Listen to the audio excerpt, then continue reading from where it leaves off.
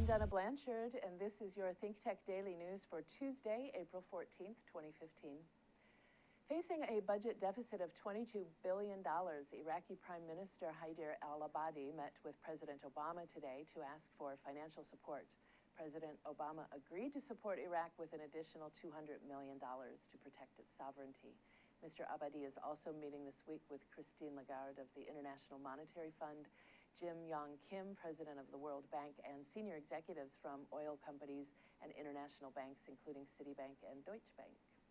That budget deficit represents a whopping 20% of the total annual budget for Iraq, as oil revenue has declined and the government is challenged with restoring essential services and rebuilding towns and cities damaged by the Islamic State.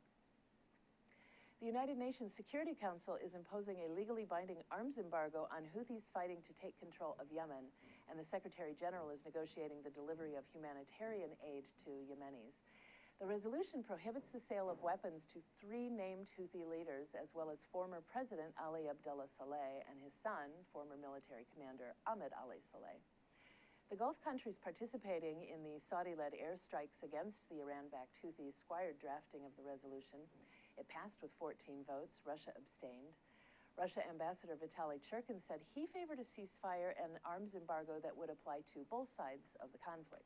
But just yesterday, Russian President Vladimir Putin agreed to lift arms sanctions against Iran and supply them with an S-300 surface-to-air missile system.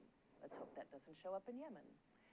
The resolution urges Houthis to give up the areas they have seized and their weapons, including missile systems. It also calls on the warring parties to take part in peace talks in Riyadh, the city to which Yemen's President Abu Rabu Mansour Hadi fled. It is highly unlikely that the Houthis are going to do either of those things, but the Council backs its mediation efforts. The White House announced today that they are removing Cuba from the government's list of nations that sponsor terrorism. This lifts a major obstacle to the restoration of diplomatic relations between U.S. and Canada. The State Department says it has determined that Cuba has not engaged in terrorist activity in the past 6 months, a criterion for designating a country as a state sponsor of terrorism. President Obama met with Cuban President Raul Castro last weekend. This is the first time in more than 25 years that presidents of the two countries met face-to-face.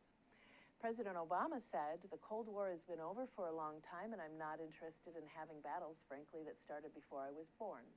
President Castro said he did not hold Obama responsible for U.S. policies that had endured through 10 previous presidential administrations.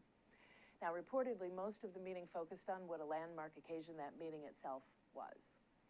Cuba would really like it if we'd lift sanctions against them, and we would really like to see them address human rights abuses in Cuba. But President Obama said, "I think what we have both concluded is that we can disagree with the spirit of respect and civility, and that over time it is possible for us to turn the page and develop a new relationship in our two countries."